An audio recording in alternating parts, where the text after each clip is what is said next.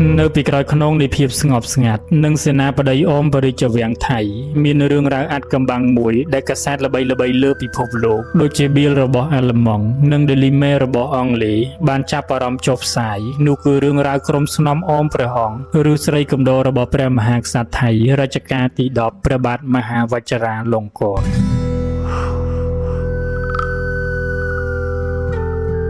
នយោងតាមការចុះផ្សាយរបស់សារព័ត៌មានបរទេសព្រះមហាក្សត្រថៃត្រូវបានគេរាយការណ៍ថាមានក្រុមស្ត្រីអូមព្រះអង្គឬស្រីកំដរប្រហែល20រូបប៉ុន្តែអ្វីដែលធ្វើឲ្យគេភ្ញាក់ផ្អើលគឺស្ត្រីទាំងនោះមិនមែនត្រឹមតែជាអ្នកបម្រើនៅក្នុងរាជវាំងធម្មតានោះទេស្ត្រីទាំងអស់នៅក្នុងក្រុមត្រូវទទួលបានការបណ្ដុះបណ្ដាលផ្នែកយោធាយ៉ាងម៉ឺងម៉ាត់ពួកគេត្រូវបានបំពាក់សាធនមន្ត្រីយោធានិងកងអង្គរៈការពារព្រះអង្គអ្វីដែលកាន់តែពិសេសនោះគឺពួកគេត្រូវបានប្តូរឈ្មោះដើមចេញនិងទទួលបានលេខកូដសម្គាល់ខ្លួនពិសេសដូចជា S001 S002 និងទទួលបានត្រកូលរាជទានពិសេសគឺសិរីវជ្ជរាផាឌីដែលជាត្រកូលបញ្ជាក់ពីភាពស្មោះត្រង់ចំពោះព្រះមហាក្សត្រសារព័ត៌មានអាល្លឺម៉ង់បានរាយការណ៍ទៀតថាក្រុមស្នំអូមព្រះអង្គនេះត្រូវបានគេប្រសិទ្ធនាមថាជាកងកម្លាំង SAS ឬ Military Security Unit ដូចជាឈ្មោះកងកម្លាំងពិសេសរបស់អង់គ្លេសយ៉ាងចឹងរឿងរ៉ាវនេះបានផ្ទុះឡើងកំឡុងពេលវិបត្តិ COVID-19 នៅពេលដែលប្រព័ន្ធផ្សព្វផ្សាយបរទេស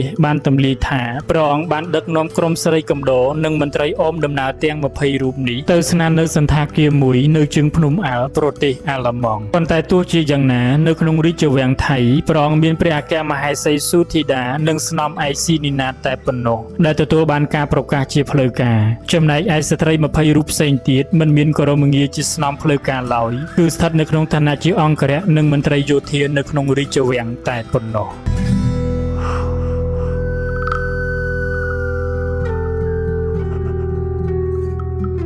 ទោះបីជាព្រះរាជវាំងថៃមិនដែលចេញមុខបកស្រាយឬទទួលស្គាល់ការចុះផ្សាយរបស់សារព័ត៌មានទាំងអស់នេះក្តីប៉ុន្តែរឿងរ៉ាវនៃក្រុមស្នំ SAS នៅតែជារឿងរ៉ាវអាត់កំបាំងមួយដែលទាក់ទាញការចាប់អារម្មណ៍និងជាប្រធានបទកើតឡើងនៃការពិភាក្សានៅលើឆាកអន្តរជាតិជុំវិញរបៀបវារៈនៃការគ្រប់គ្រងនិងជីវិតនៅក្នុងរាជវាំងថៃ